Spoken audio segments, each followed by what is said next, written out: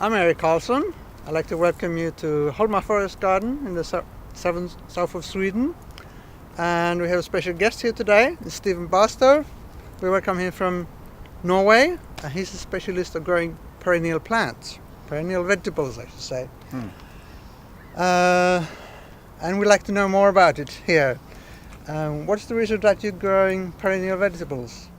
Why do I grow perennial vegetables? Well, it all started with moving to Norway in 1981, and I was a vegetarian. I came from the UK, I grew up in the UK and moved to Norway, to a country where it seemed that vegetables were illegal.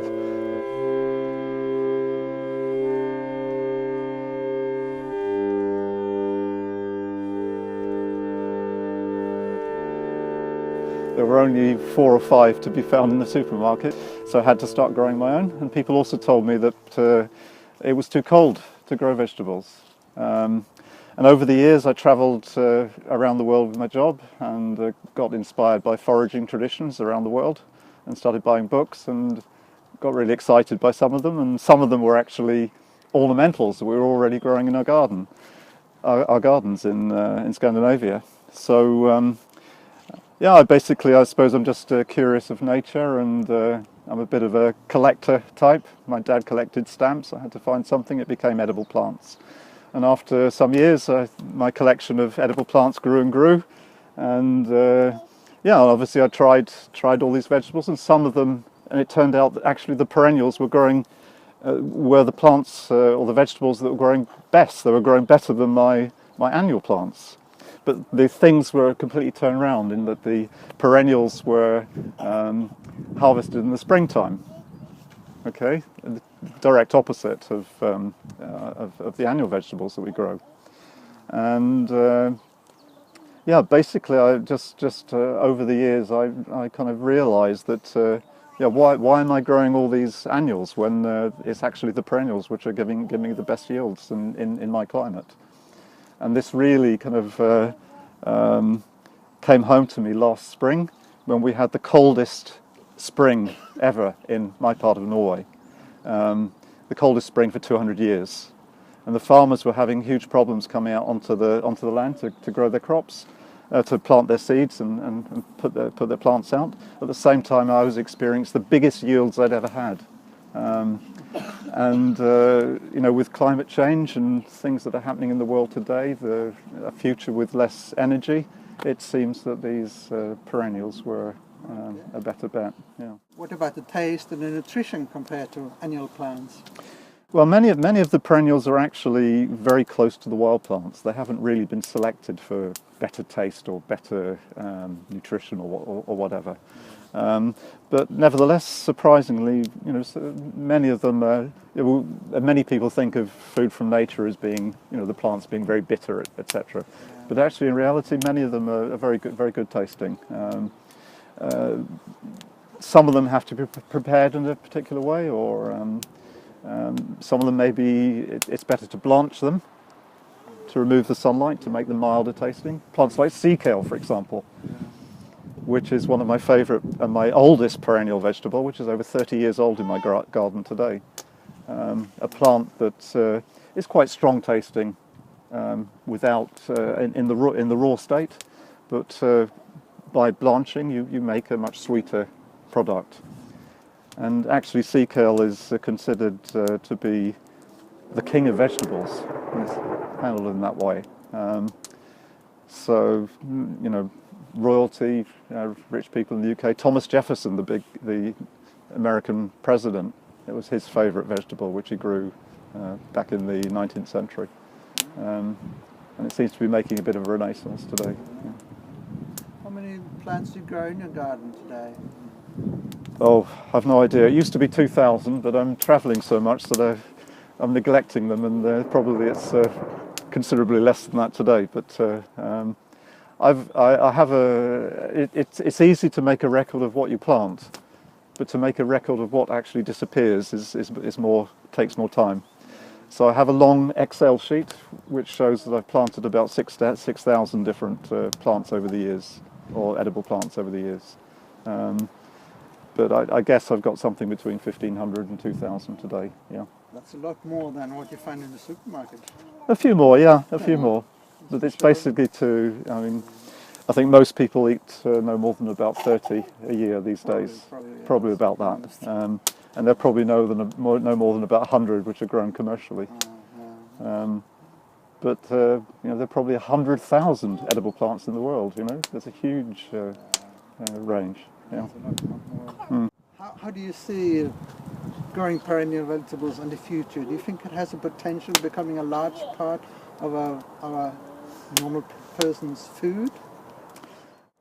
I would like to think so, and I think there are many advantages of using perennials. As I mentioned earlier, it was one of the things is that they're much less labour or energy intensive, and I think in the future we're going to have less energy to. I don't really believe in a complete technological fix in the future. We're going to have less when oil runs out. Then we're going to have less energy, and perennials is one way of dealing with that. In that, you don't have to plough the soil all the time. They also bind much more carbon dioxide in the soil, so they kind of compensate in some way for climate change. So. And there are groups now working on perennial grain crops. In the US, perennial wheats. Yeah. They're crossing wheat with wild perennial wheats. Again, partly for that reason that we don't have to use so much energy in the future in cultivating our food. So plenty of advantage. And fertilizer as well. I mean, use less fertilizer with perennials compared to annuals. Some good plants to grow. Well, I suppose my favourites, the ones which are particularly good yielding and good tasting, in my opinion. There are plants like what we call the Caucasian spinach or Hablitzia, which is a really fascinating plant which was really discovered in Scandinavia, here in Sweden actually, by Lena Israelsson in one of her books about 10-15 years ago. I was actually exchanging seed with her, and she sent me her book as a thanks. And in that book, there was a description of Hablitzia tabnoides. It's a climbing spinach-like plant, which is adapted to growing this is absolutely perfect here in this forest garden, because it clambers up trees during the summertime. And it's very productive. Very tasty. It doesn't have any bitter taste. Very, very nice taste. Can be used in salads, and it also can be used as a kind of a spinach. And it also can be used. The older leaves can also be used later in the summer. So very productive. Also extremely hardy. It's old plants that were grown originally. It was introduced to Scandinavia as an ornamental, and was grown in old and could still be found in old gardens. So it can actually survive for 100 years or more in one garden. So yeah, the productive, tasty, a perfect one for the beginner, and relatively easy to germinate from seed or yeah. So is that. Any others? Any others? Well, I like the what's called the ornamental cranberry. It's the ornamental sea kale. Although for me it's not ornamental, it's an edible plant. It's a relation of sea kale which grows on the coastline of Europe that comes from the Caucasus, which is altogether much bigger plant, and when it's blanched, has a very similar taste. So it's productive, again extremely hardy, much hardier than sea kale, which is really most adapted to coastal climates in Scandinavia.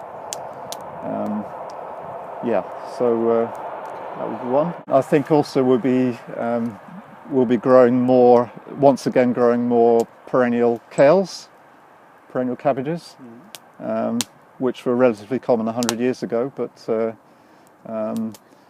are really just we've over the last few years, thanks to increasing interest in genetic resources in Europe and the rest of the world, it's been discovered about 8 different perennial kales in the northern hemisphere, which have actually survived in home gardens for maybe 90 years, because local home growers see the value of these perennial kales. Much easier to you don't have to start with seed. You just take cuttings, and individual plants can last for years and years and years. You just take leaves throughout the season as you need them. The other thing with perennials is that they're much easier to grow organically, because in the springtime there's very little disease or insects or any of this stuff. So in my garden anyway, the perennial greens that I harvest are all perfect, without any kind of holes or whatever caused by insects or whatever. And if I'm allowed one more. Okay, one more. One more has to be Udo from Japan, which is a real favourite. I've just come back from a study tour in Japan, and where we saw Udo growing in the wild and also being sold on supermarkets, and also being cultivated. And Udo is really my largest vegetable. It really towers above my head already in the middle of June, even though the temperature hasn't really risen above 20 centigrade. And you can harvest from one root about 20 1-meter long shoots in the springtime, and they can be used after you basically peel the outside, and they can be used as a salad, or they can be used in Japan they make tempura of it. Yeah. In Latin it's Aurelia cordata, and it's in the ginseng family, and actually has been used as an alternative to ginseng, at least the roots were in the past. So there's a few, all relatively easy, all hardy, basically can be grown more or less anywhere in Scandinavia, although the perennial kales are a bit sensitive to the cold. Yeah. Okay.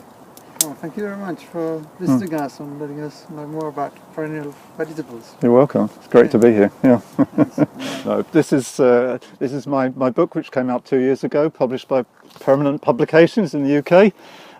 It's called Around the World in 80 Plants, and it's basically a summary of my 80 favourite perennial vegetables, which I've grown in my near Arctic garden in Norway. And it basically, each of these 80 plants has its own story to tell, if you like. So there's a story attached to each plant, so the kind of ethnobotanical history behind the plants. And I basically take the reader on a journey around the world, starting in London and ending in London. And on the way we pass through the Western Europe, Central Europe, the Mediterranean. We're in the Caucasus. We visit some of the Himalayas and talk about some of the vegetables of the Sherpas, best known for Everest, but they also had a home life. And then we go on from there to the Far East, China, particularly Japan and Korea. And then we take a little trip over the Pacific to New Zealand and talk about one of the world's most healthiest plants that the Maori people use in New Zealand. From there we carry on across the Pacific to South America, and then North America, talk about some of the Native American perennial vegetables, and then finally back across the Atlantic, a little stop in Greenland and Iceland before we return to Scandinavia, and ending finally in London again.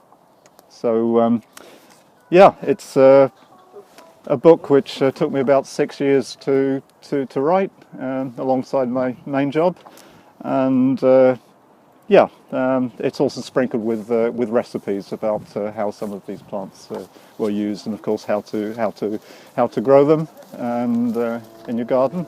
Good luck, everybody.